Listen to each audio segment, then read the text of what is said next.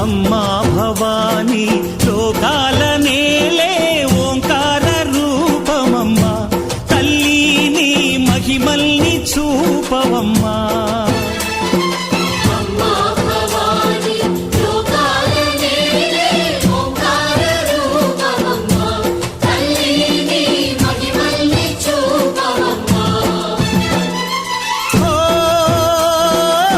సృష్టికే దీపమా, శక్తికే మూలమా, సింహరథమే నీదమ్మా. అమ్మ దుర్గమ్మ భక్తులను దీవించుమా.